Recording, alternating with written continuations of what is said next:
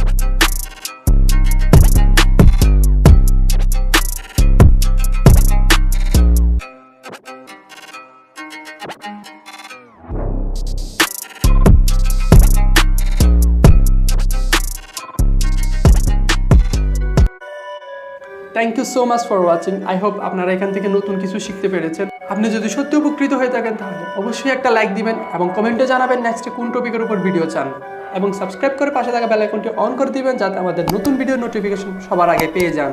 আমি প্রতিদিনই এরকম দরকারি ভিডিও নিয়ে আপনাদের মাঝে উপস্থিত হই। সো মাস্ট সাবস্ক্রাইব করে পাশে থাকা বেল আইকনটি অন করে রাখবেন যাতে আপনি এসব দরকারি ভিডিও মিস না করেন। দেখা হচ্ছে পরের ভিডিওতে, সেই পর্যন্ত ভালো থাকুন, সুস্থ থাকুন, ক্রিং এর সাথে থাকুন। আল্লাহ হাফেজ। Zombie apocalypse.